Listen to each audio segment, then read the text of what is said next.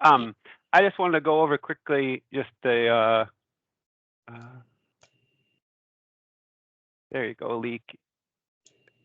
There we go. Just about the kind of vehicle options just in general. This is from California.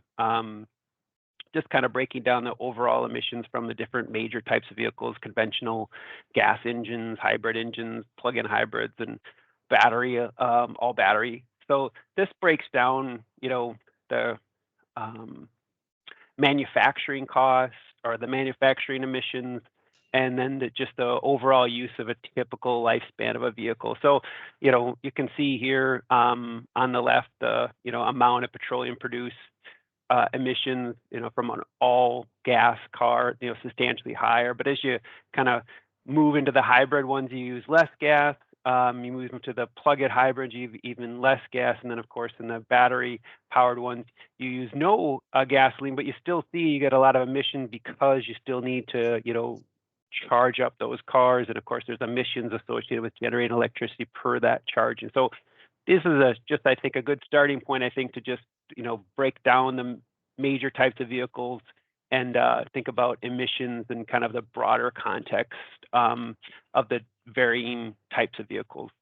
So with that, I'll talk about my vehicle kind of history. I have a 2018 Toyota Prius Prime that I bought new in 2018. And at that time, there really was very few options and very few vehicles to even test drive. So that was kind of a challenge to even kind of get to sit in a vehicle or to hear from a salesperson. Typically, I drove it to the office. It has a 25-mile range and was able to charge it in the office. My commute's about 26 miles. So generally, I was able to drive it in all electric. And most of the time I charged it. The charging situation at the office has changed over time. It's not as convenient. The cost has kind of gone up a little bit with the charging situation at the office. But with that vehicle and having a 25-mile EV range, it seemed to work well for getting to the office and then charging and then driving back. It's a vehicle that, since it has a plug-in hybrid and a high MPG rating for just running in the hybrid mode once the battery is gone, it's a great vehicle for long road trips. So not only do I use it for commuting, or right now, since I'm working from home, my wife's using it for commuting, but I also use it for any long road trips in the family because it's very, efficient. I do have another vehicle. We have a larger SUV that gets a 20 miles per gallon, but it's older and we use it sparingly. And it's nice to have because the little Prius doesn't have a huge capacity for hauling people or other things. So that's a nice, kind of complement to your suite of vehicles. It was $34,000 initially. That's with like a lot of extras. You can buy a new one of that vehicle for about $28,000 at the kind of base level.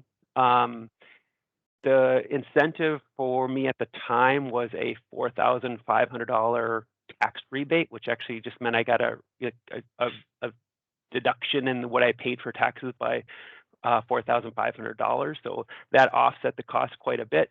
That's kind of a moving target as far as that availability with other vehicles. I don't know if somebody has an update to that where you'd be at, but it does depend on your vehicle what rebate you'll get. Let's see. What do I have left to answer? Have I had any problems or do I see any drawbacks? I don't think there's any problems with the vehicle. I really like it. It's been a good fit. In general, it only has 4 seats, which is a little bit of a challenge if you're trying to haul people around, but different hybrid plug-in hybrids have different capacities and features. So it's been a really good fit. If you want to throw up my second slide, Lee, real quickly, I'll just go over when you get into this kind of thought process of thinking about buying one and whether you want to buy a full electric or whether you want a plug-in hybrid. There's a increasing options out there, and this right here is, when Lee gets a slide up here, is the plug-in hybrids that are sedans. So just the like 4-door. Can you flip to the next slide here? Yeah, I'm having trouble here. Hold on just a second, I'll get there. Sure.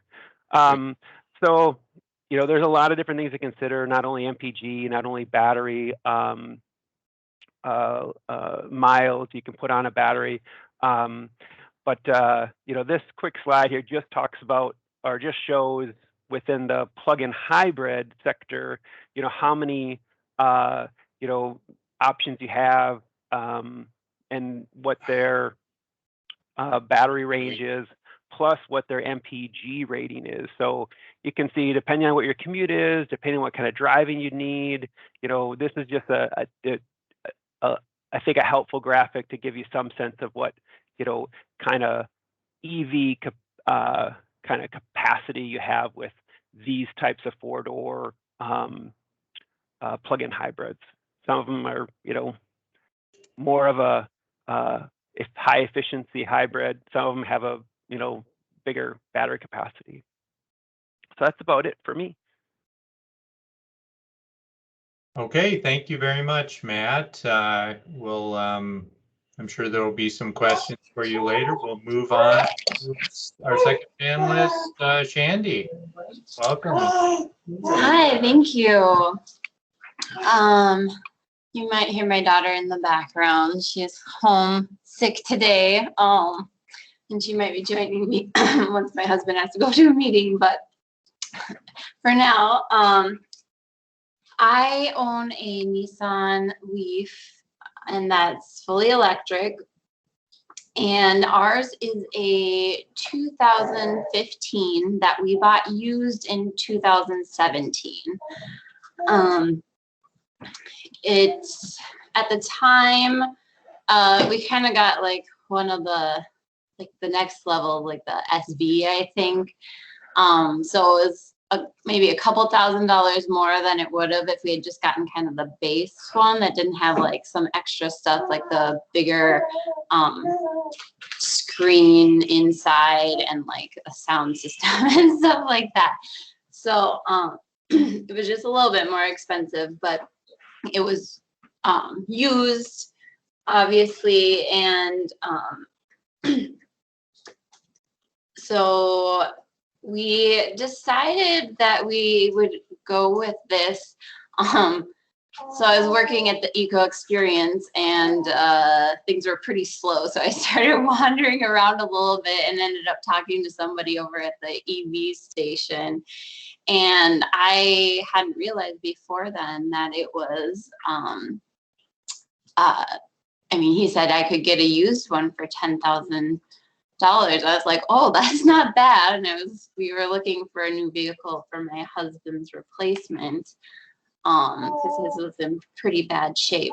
And so when I found that out, I started really digging in and doing more research. And we went to a energy fair that let us do a drive around. We didn't get to drive a Leaf at that. We drove one of the really small ones. I don't remember what it was, but anyway, I was able to convince my husband that this would work for us, because we have a second vehicle that is gas. I have a Ford Focus, and so we primarily use it for commuting, up until this past year. But for the most part, we were also able to get to some of our evening activities within the Twin Cities. For sure during the summer, sometimes and during the winter, we would be plugging it in every day, especially if we had an activity in the evening we had to drive to. In the summer, it's more like every 2 or 3 days, because they say that it's at you should be able to get 85 miles. If you're driving highway and stuff, that kind of decreases it. And then if you use heat or AC, that'll decrease it a bit as well. So in the winter, I mean, there's things like heated steering wheel, heated seats. So my husband doesn't have a problem with just using those most of the time until the windows start fogging up. Then he turns on the heater for a little bit and stuff. So it mostly works pretty well. But like in the summer, we will drive it up to Maple Grove and over from South Minneapolis to just see my family and down to Apple Valley, for example. And so we still get to use it in those circumstances, but we only charge from home. We very rarely have charged other locations. And so we kind of have limited ourselves to an extent, and we just use it when we can get there on one full charge and back. And sometimes we'll plug in at like my family's if for some reason we need to, but for the most part, it's worked pretty well for us, especially with having the two vehicles. Yeah, and I guess I'll just leave it at that. And if there's other questions, I can answer those later. All right, thank you very much. Well, I'm sure there will be some questions that you can address. So let's move on to Paul. And let me know when you want your side up, Paul. I'll fumble around with that one too. I'll pull mine up here if that's all right. Good deal. Thank you. Let's see. Well, hi, everybody. I'm Paul Gardner.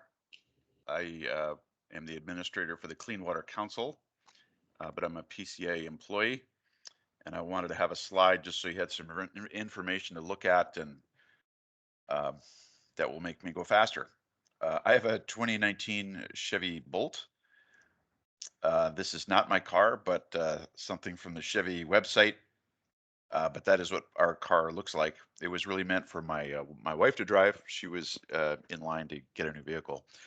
I do have another vehicle. I drive a 2013 Prius V. It's a hybrid, very good car. I'll hold on to that for a few more years.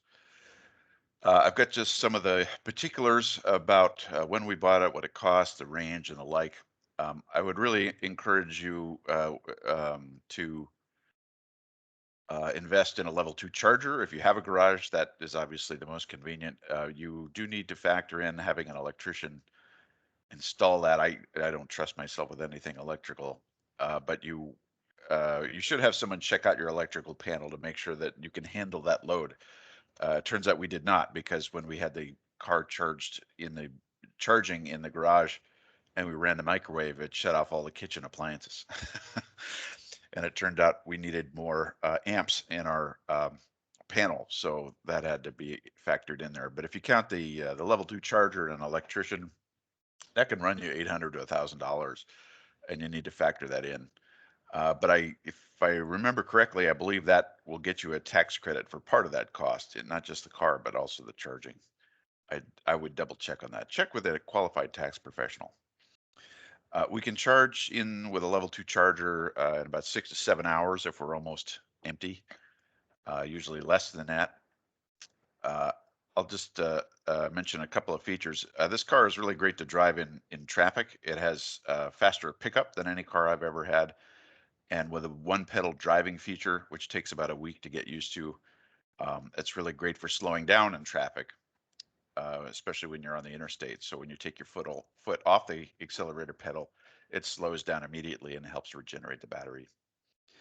I drove my 87-year-old mother in this car.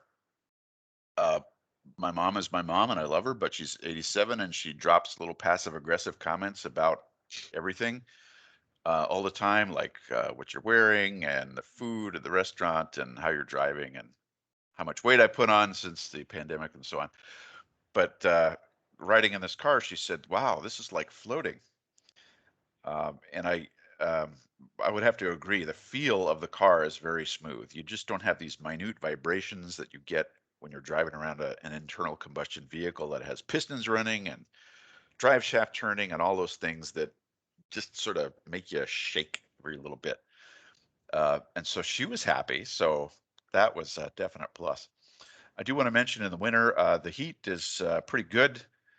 You can actually have this plugged into your charger, and then when you want to go, You can use a Chevy Smart app and just say, I forget what the button is, but you can essentially preheat your car while it's plugged in so that you don't take a lot of battery charge to go from room temperature or a cold temperature to the temperature that you want. And so that helps conserve battery life, and it's comfortable. The air conditioning, we will say during the recent heat wave is, it's okay. It's so-so. I just wanted you to know. I think the reason that I got asked to present is because I've taken this car long distances. We have 2 bolts like these at the PCA, and I have pushed the limits on them a couple of times. I went to Duluth and back and Alexandria and back, and I got it down to like 10 miles of battery charge left each time, like it was running on fumes. But because I was watching all the Google Maps mileage and the battery charge numbers, it was not an issue, but I cut it close. I wanted to let you know, as of right now, July 2021, if you're going eastbound on interstate highways, there are more than enough chargers, fast chargers, to keep you going long distances. I go to visit my family. I'm from the Washington, D.C. area, and my mother lives in Annapolis, Maryland, which is about a half an hour east of D.C., and my sister's about a half an hour west of D.C. And it's a 1,200-mile trip. I did it to both ways. It is the most comfortable ride I've had on an interstate drive ever. I've driven a lot of cars back and forth long distances, and I felt less weary after this driving this car, and I would recommend it highly.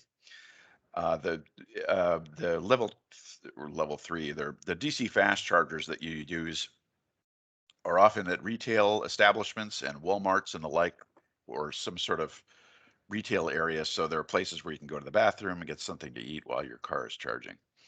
I do want to note that if you are doing using these trip planning apps on your phone, you may see what looks like a DC fast charger that will fit your Bolt for what's called a CCS charger or a plug. But that charger might be a Tesla charger, and they're specifically called superchargers. So if you see anything that says supercharger, you can't use it on the Bolt. If you have a level 2 Tesla charger in your house, let's say you buy a house from someone who had a Tesla, you would be able to get an adapter to use your Bolt charger for that, but you can't use it on a supercharger.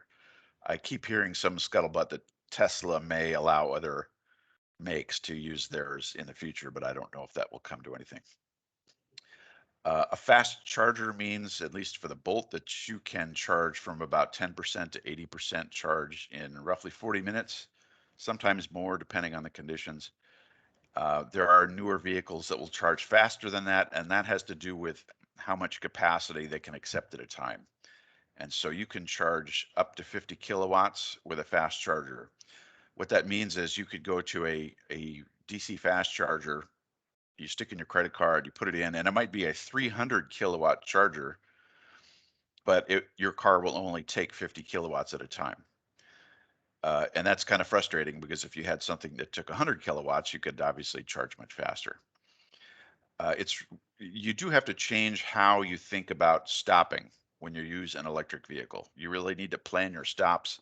Use those smartphone apps to figure out what stop you want to go to. And then when you go there and charge, then do your thing. Go to the bathroom, get something to eat, stretch your legs while your car charges. To paraphrase the movie Glengarry Glen Ross, always be charging, always be charging, always be charging. Don't have your car sitting without moving without it charging. And if you use that rule, then you can plan everything around that.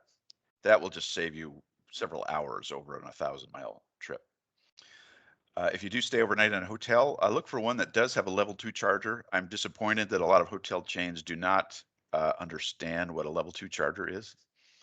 It's just like the one in your house, and sometimes they'll say, "Yeah, we have a charger. It's just a plug out back," and it turns out to be just a regular socket, which would take you 3 days to charge.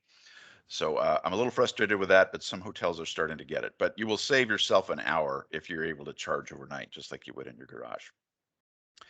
This is something that is counterintuitive, but if you charge more often, you will get there faster. I know that doesn't make sense, but here's why, at least in the Bolt. To charge from 10% to 50% of the battery at a fast charger goes fast. To go from 50% to 80% is slower. I don't understand battery physics to explain why that is. And if you go to 80 to 100, it's really slow. So you don't really want to charge past 80% on a fast charger.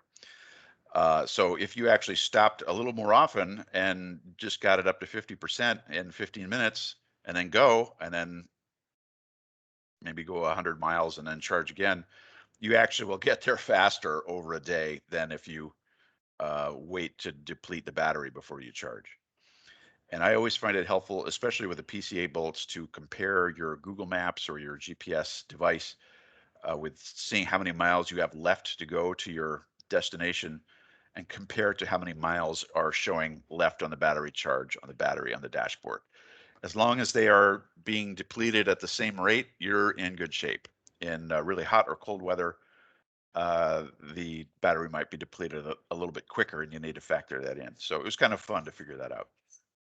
Finally, if I did get another EV and I never want to buy a new vehicle again, is get something that has the specs listed down here. All right, Lee, I'll stop there.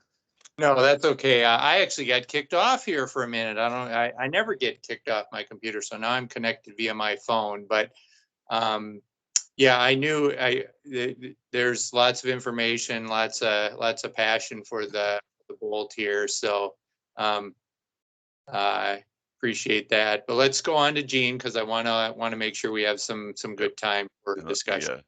Pull this down.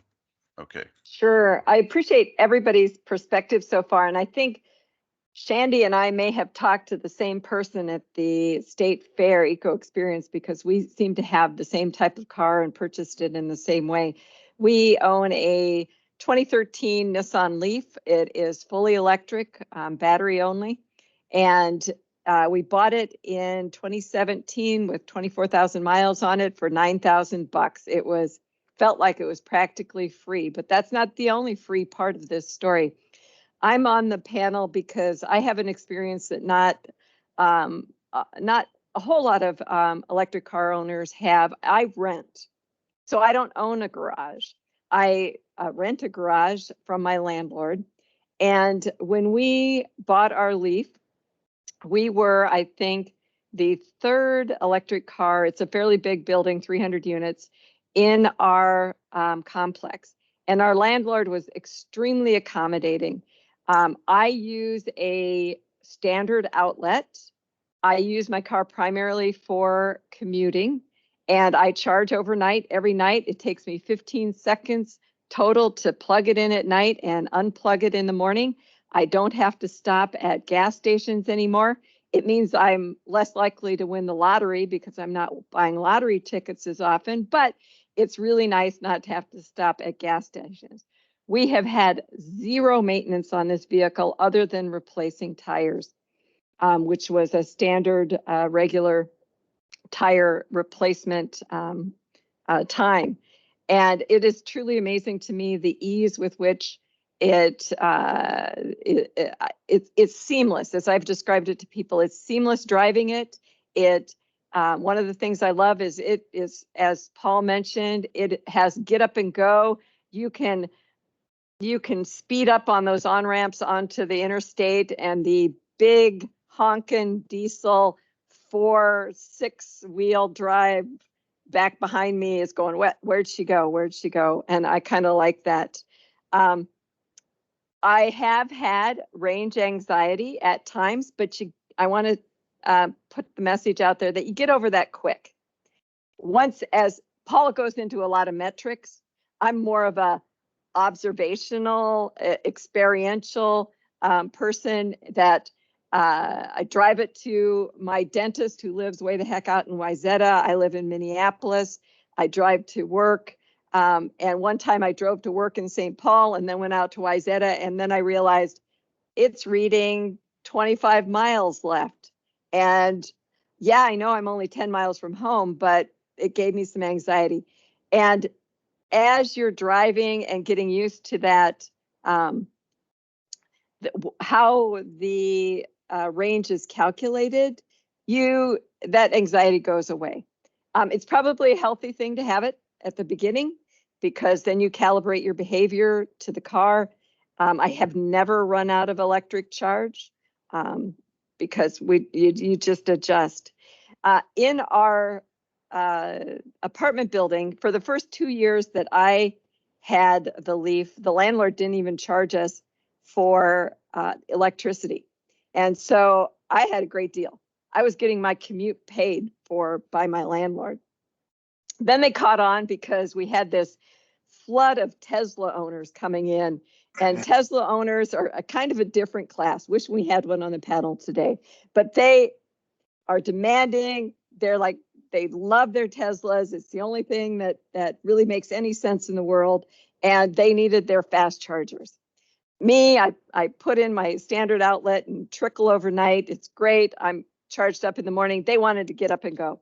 And so the landlord had, half a dozen Tesla chargers. They're all subscribed now, put in, our fast chargers put in. I kept my little plug-in. My landlord then caught on though and started charging me $25 a month. But I can tell you, I was paying 3 to 4 times that much for gas commuting when I was driving a gas vehicle.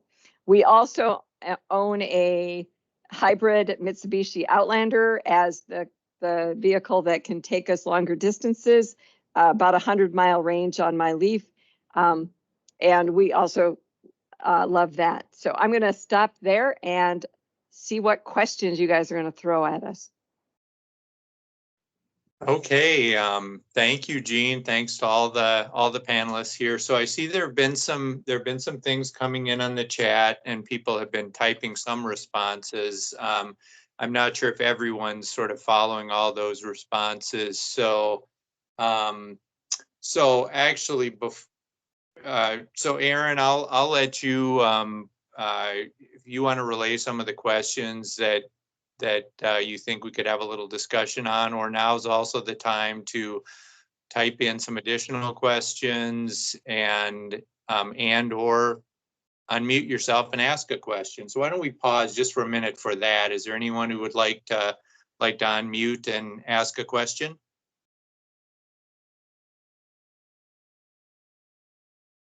Hi, this is Jennifer Theodore. Can you hear me okay? Yes. Good. Okay. Yeah, I was just curious how much it costs to charge if you're just stopping like at a Walmart. It'll vary depending on what charger the site has. It's not uncommon to run into one that's free. Sometimes there'll be a different charging company running it. ChargePoint is a pretty common one around the metro, and those rates can vary depending on which site that the charger's at. I think in general it's between like $1 or $2 per hour. This depends on what kind of charging you're doing. If it's like level 1, level 2. Can you translate that, Matt, into mileage then? Well, it depends on how much your vehicle can take within that period of time, as Paul kind of described. But for me at a level 2, I can completely charge my vehicle with 25 miles in about 2.5 hours. And that, depending on the rate at the individual charging station, would mean that would cost me $2 in general. I did the math when I was going cross country, and the fast chargers they charge you more than if you were charging at home on a cents per kilowatt hour thing, and that's for convenience. And I suspect as we see more chargers come out, which is definitely happening over the next 2 or 3 years, that you may see a little bit of price competition. The nice thing about electricity is the price is the price. Gas prices go up and down every day. And so the economics of whether you're saving more money going electric versus gas on a long trip can vary depending on what the price of gas is on any given day. That's nice at home too. Home the charging price of electricity is going to be the same. Versus charging out and about. I think that's a definitely good point to say. It's probably going to be way cheaper charging at home than it will be charging at a station.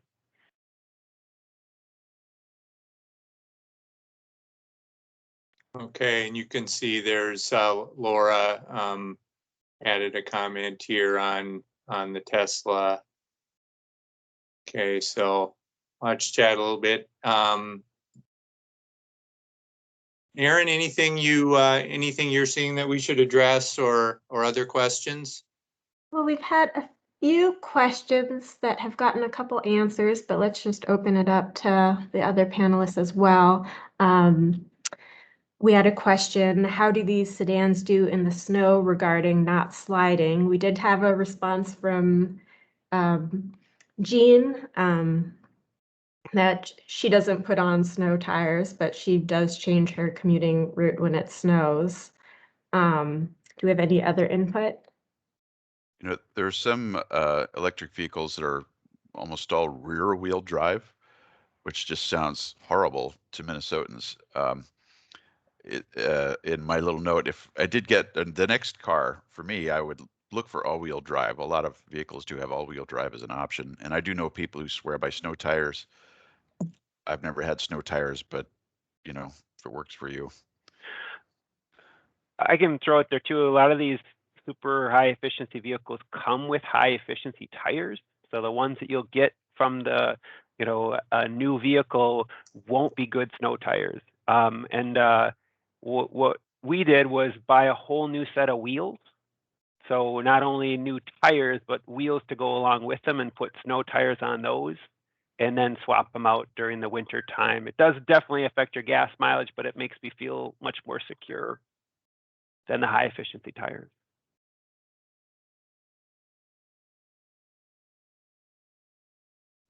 Yeah, I would agree that snow tires are probably a good idea. We haven't done that, and we have had a little trouble with in the snow getting, well, I think we've only gotten stuck once, but in the Minneapolis residential streets, but yeah, it probably would be a good idea. We had to change out our tires last year, and we had been told that the one when we bought it that they were new, and so it lasted just over 3 years, and they were actually, the edges were getting pretty bald at that point, so definitely needed it by then. It looks like we have a hand up from Bill Dunn. Did you have a question, Bill? Oh no, it's Bill. All right, panelists, has anyone ever run out of juice? No. Oh, Matt, you got to tell us. I was going to say, well, what do you do? Well, if you have a plug-in, it just switches to the hybrid mode. So it happens to those folks all the time. I think as new EV drivers, we're all concerned about that potential, Bill, and so I pay attention to the dashboard more than I would otherwise, and I like to compare it on distance driving with the GPS app, just to make sure that I'm not going to run out of juice. So that's how I had confidence I could get that last bit to the PCA office once on a trip back at night with 10 miles left. So. But what happens if you run out? I guess you get towed somewhere? Or do you have an extension cord that you go plug in? I've thought about it, Bill, and I haven't figured out what the solution is if you completely run out. If you completely run out and you can get into a gas station and you have your charging cord with you, that they'd probably let you. I assume, and this is white, blonde, female privilege. Absolutely, they'd probably let me plug in somewhere. But I thought, oh, I'm going to have to get towed. And is the tow charge, what's a tow charge cost depending on how far you are, but that's probably what it is. Fortunately, I've never faced that. There usually is in a new EV a cord in there. So if you did get to some place that has just a standard 120 electrical outlet, you could probably get a couple miles out of that if you needed to just get somewhere else. But Yeah, I have never talked to anybody who's who's been stuck. Yeah, I listened to a panel at the energy fair, and someone said they did it just to see what would happen. And yeah, they ended up just having to get towed because, well, they kind of did it on purpose. But yeah, that's basically the solution for the most part, unless you can somehow get somewhere on the last rolling mile. There are a heck of a lot of level 2 chargers out there at city halls and car dealers and that sort of thing. Parks. Yeah. So that will get you a little bit more. There was one in front of the Runestone Museum, or no, the Goodwill next to the Runestone Museum in Alexandria. I used to top off to get 10 more miles. But there are fewer DC fast chargers because they cost like $50,000 to install. So thank you, Volkswagen, for screwing up with Dieselgate. They help pay for those. Looks like we have another hands up, this time from Owen. Owen, did you have a question? Hey, yeah, thanks, Aaron. And thanks for all the panelists for sharing your experiences and our hosts for putting this together. I was curious, so one of the things I've been thinking about in purchasing an EV or a plug-in hybrid is, if I would just be able to visit friends or family and trickle charge on their electric. And I was curious, just plugging into standard outlet. If you have, it sounds like Shandy maybe has done that a little bit with her family. And I was curious if you've had any experience with kind of the social norms or how easy or difficult that might be. So I'd love to hear your thoughts. Thanks. Yeah, for me, I've done it at my parents' house, and I mean, they were perfectly fine with it. I think we did it once at my husband's aunt's house as well. And as far, I mean, I think one time I figured it out, and I think it varies a little here and there, but I think it could get like 7% an hour is what I ended up getting. I haven't really asked other places. Sometimes I think we've asked ahead of time when we were going somewhere to a friend's house or something if they'd be okay with it. And for the most part, they were, but we didn't end up having to do it. So, I mean, friends and family, it's really all I've that experience with. I would think it would be a novelty at first because people are like, "Whoa, wow, show us your electric vehicle," and then after you do it 10 times, they're like, "Oh yeah, heard Paul, another freeloader trying to get free electricity off of us." It's sort of like forgetting to bring something to the party, It might be a reason to consider having a second charging cable. One that's connected to your home that just is dedicated, and then having another one when you're out and about, if that's something you're concerned about. The charging cables aren't that expensive to just have another one in the car. Yeah, what we were told when we bought ours was just always bring it with you. And we basically do. I think we maybe left it in the house twice when we were running, I don't know, to daycare and back or something. So we just always pack it up. So that's an option. Or you could do have two, which is kind of nice to not have to pack it up every time, but it's up to you. And we have a couple more hands up. Carl, did you have a question? Yeah, thanks, Aaron. This is sort of an infrastructure question. In thinking about putting solar panels on your roof at home to help offset the electrical charges. Do any of you have panels? Maybe I missed it. I was out for the first few. But in right sizing that solar system, did you have the system before the electric vehicle, after the electrical vehicle? What considerations went into that? I've got solar.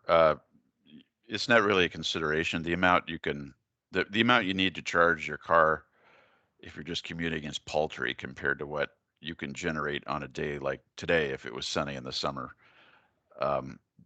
So just being connected to the grid is good. You do want to check with Excel if you're an Excel customer about their time of use rates, because they obviously want to make, they want you to charge off-peak times, and so they have incentives to do that. And so you may want to explore that.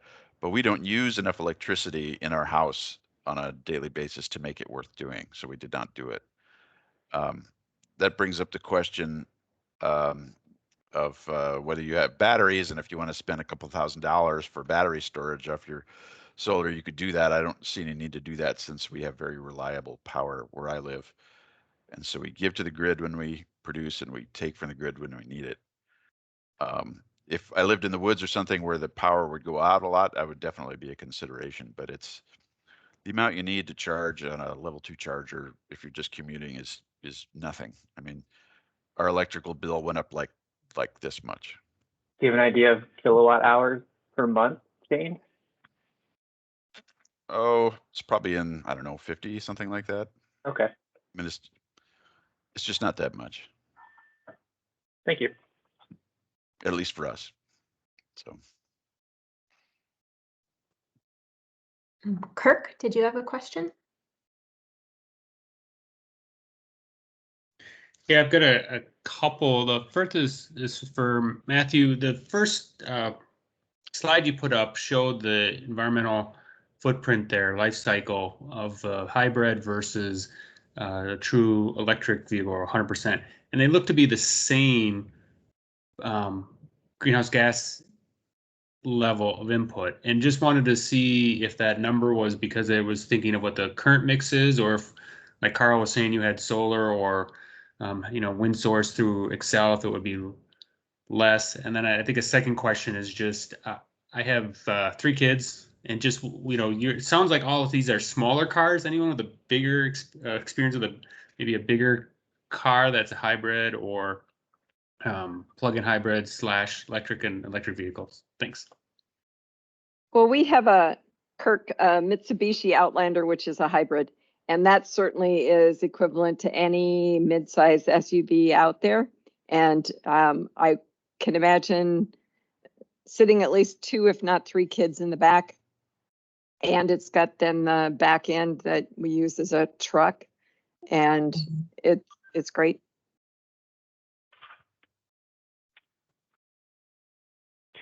I can try to address that California slide that I think was taking into account similar vehicles and similar mileage use, but just different power sources. And I think what it's also taking into account is the energy involved with actually manufacturing and producing those.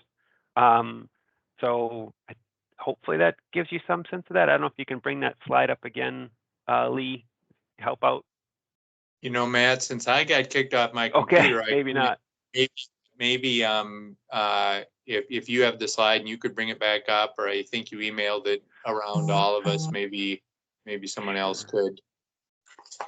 Sure. I'm just trying. Maybe Kirk, you could. Yeah, here it comes up here. Was that electricity production, bluish green on a full 100% electric versus gas? It seemed like there was similar footprint almost. And just curious if that could be brought down more, if it was solar producing electricity there versus what might just be the current mix of the piece. But if you want to just send it to me, the source, I can track that down too. I don't mean to take it up any longer, the conversation. No, I definitely think that emissions from charging could definitely vary depending on where you're getting your electricity from. And I could look at this too, but I think that all these emissions could vary depending on quite a few things. But I think this is just a generality to put somewhat into perspective about the emissions from these types of vehicles, how it varies. But yeah, definitely solar or those other power sources would bring down that emissions quite a bit from charging.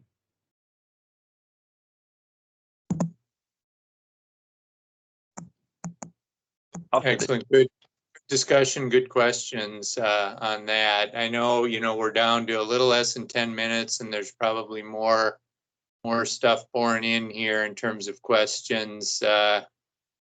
Aaron, what do you want to go to now? Yeah, just seeing we've had a lot of answers in the chat. Let's see. We had a question, how much is a new battery for an EV?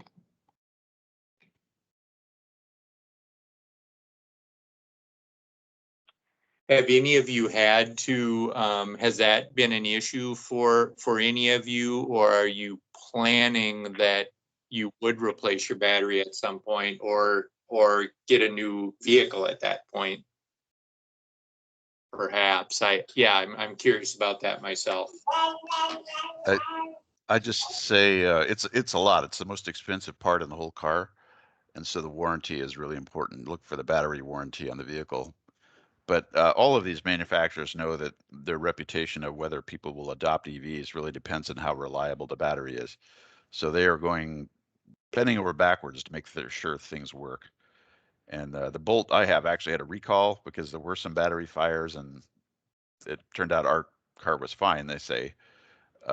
So there's they're being very particular about making sure everything works. I looked into it a little bit with a regular Prius, not the plug-in version of the Prius. You can buy a reconditioned battery for about $2,500. There's companies right now that's really all they're doing is reconditioning batteries, and by the time I think my car needs a new battery, I'm sure there'll be a market out there for them, and I don't think the price will be that outrageous to consider replacing the battery and keeping the car. And there are a lot of companies looking at fleets where you actually swap out the battery, which could be something for long distance trucking and that sort of thing. So there's just all sorts of expertise developing as we speak about how to maximize the use of all these assets and increase efficiency.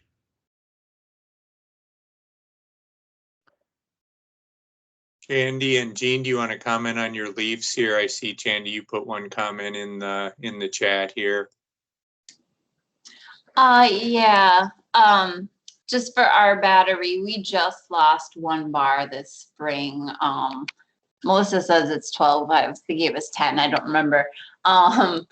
But for our 2015 Leaf, we've lost one bar, and I feel like the battery, if I recall from like back when we bought it, I think I remember hearing numbers like $7,000-8,000. And it's kind of a thing where just for comfort level, we are I would like we'll see what my husband says because he's not so keen on this, but I would like to exchange our car, get one that gets a little bit further mileage before we get to the point where we would have to get a new one. So that's kind of my plan for us, at least. One thing I looked at, because I've got two kids who are in their early 20s, and I was thinking about replacing the old car that we gave them, and the number of used EVs that are on the market is going up. A lot of vehicles are leased and they come back after 3 years. But if I was going to buy something used and had fewer resources, you can get for $10,000, you can get a used Chevy Volt, which is the plug-in electric hybrid, which has been proven very reliable. So I have a neighbor who just bought one, and he says he's getting 100 miles to the gallon, and our Chevy Bolt gets 119 miles to the gallon equivalent. So even with the gas boo attached, the amount of efficiency you get out of that is huge. So the buying and selling in the aftermarket now, including batteries, is taking off. I had one nerdy technology thing if people are interested too, but I'll make sure everyone gets their questions answered. All right, we're under 5 here. Aaron, I'll go back to you one more time and see if there's something you want to pull out of the chat or something that you think we should ask here as maybe a closing question. Either way, I'm putting a lot of pressure on you, Aaron. I appreciate that. I'm on my tiny phone screen. I'm having a hard time sort of managing some of this. Yeah, looks like it's been pretty good about answering all the questions in the chat. Let's see, we did have a question about any difficulties at like 40 below in the winter.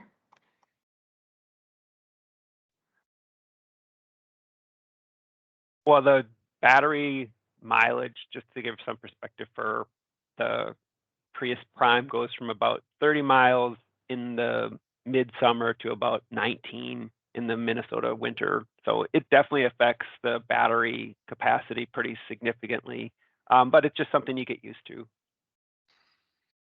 And there are heat pumps that are being installed in some models, which I would strongly urge you ask about.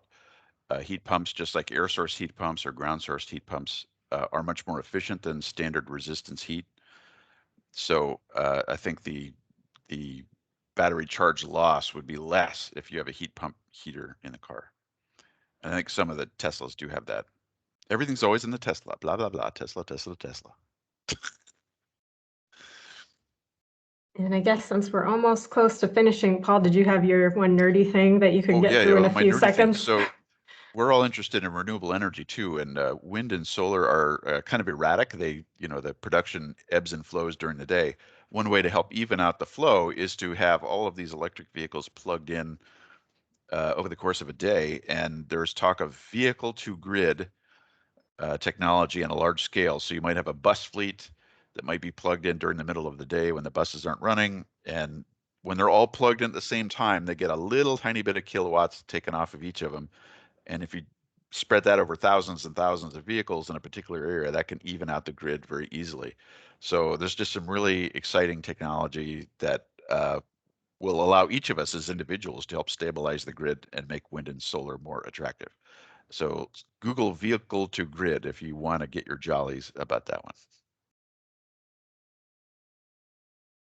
Thanks, Paul, and thanks to our four panelists. Let's give them a rousing round of applause here. And I thought this was excellent. I know we could probably go on for quite some time, but now you all know, four people, that you can ask questions to further follow-up questions, and then you probably might have picked up some initial names from the chat of people who have EV experience. So tap into that expertise that exists in your workplace here. So thanks to the panelists. Aaron, thanks for sort of your role in this, and we'll look forward to maybe another one of these sessions down the line. One of Aaron's interests is sort of more in the mass transit realm, so maybe that's a brown bag that we'll touch on next in the sustainable transit realm. So have a good day, everyone, and talk to you soon. Thank you. Yep, thanks, Lee, for setting this up. Thanks. Bye, everyone.